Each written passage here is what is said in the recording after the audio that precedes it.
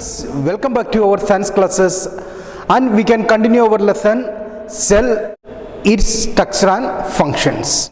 We know cells having different size and shapes. Even though they have different size and shapes, their structure has some similarities. What are they? A typical cell contains the following parts. What are they? Cell membrane, cytoplasm, nucleus. These are the three important parts of the cell. What are the three important parts of the cell? The three important parts of the cell are cell membrane, cytoplasm and nucleus.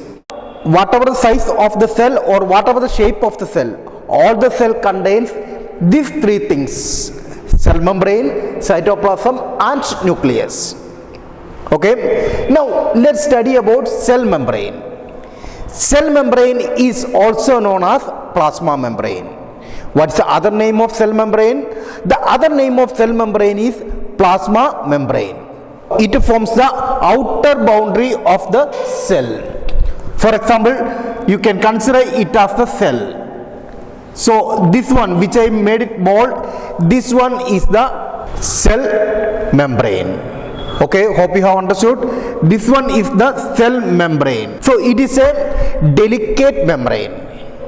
Cell membrane is a delicate membrane that separates an individual cell from other cell or from the surroundings. For example, here is surroundings. This cell membrane separates the cell from the surroundings or from other cells. And what is its function? It gives the size and shape for the cell.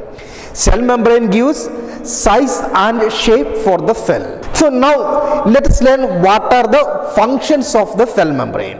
Let us see what are the functions of the cell membrane. First one, it maintains cell shape. I have already said that the shape of the cell, who is giving the shape of the cell? The cell membrane gives shape to the cell. For example, if the cell membrane is like this will be the shape of the cell. Or if it is like this will be the shape of the cell.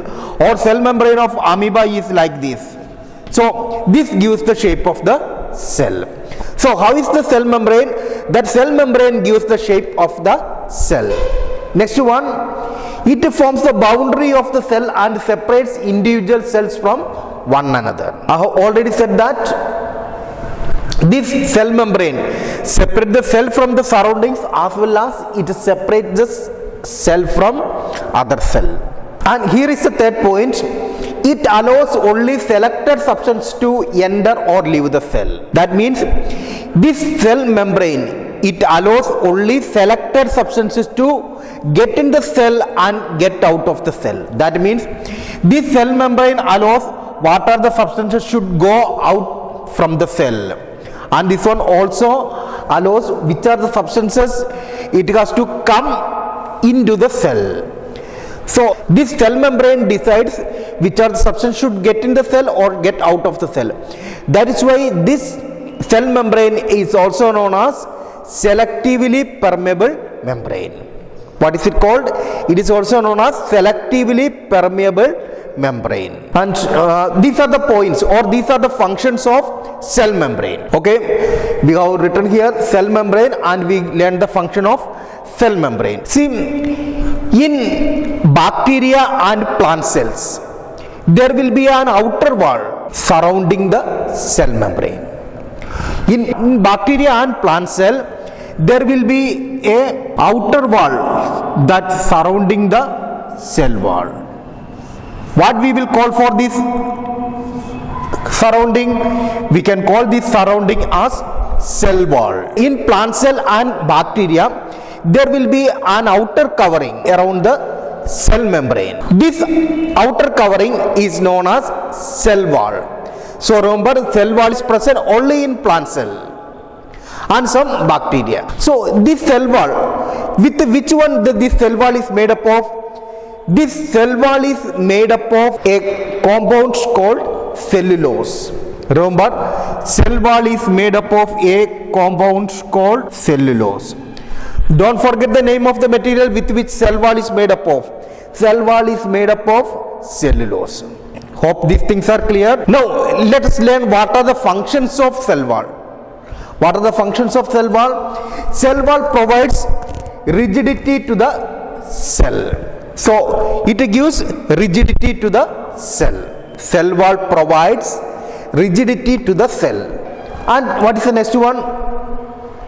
It protects the cell membrane as well as the internal structure of the cell. It protects the cell membrane as well as it protects the internal structure of the cell. So it is the outermost covering. Which is the outermost covering in cell? Means which is the outermost covering in plant cell? The outermost covering in the plant cell is cell wall, and that is made up of cellulose, and it provides rigidity to the cell. It gives some strength to the cell, and also this outermost wall that protects the cell membrane, and also what are the parts that is present inside the cell or internal structure of the cell, also it will be protected by cell wall. Hope you have understood about cell membrane and cell wall. Now our next topic is cytoplasm. Next topic is cytoplasm. There is a jelly, suppose here is the cell, and inside the cell there will be nucleus. So the space between nucleus and cell membrane, the space between nucleus and cell membrane is covered with a jelly-like fluid. It is covered with a jelly-like fluid, and that is known as cytoplasm. Hope it is clear. There will be a jelly-like liquid is present inside the cell membrane. That means that is present between nucleus and cell membrane. That jelly-like substance is known as cytoplasm. Cytoplasm contains many cytoplasmic bodies.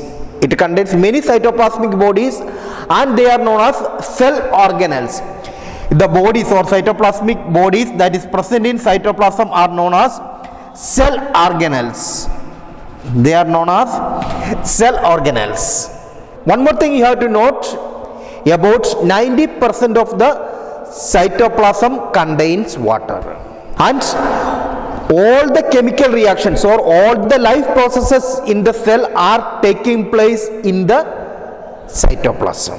Remember, all the life activities or all the chemical reactions are taking place in the cytoplasm. You might have understood the importance of cytoplasm. About the functions of the cell organelles and different cell organelles we will study in the coming classes.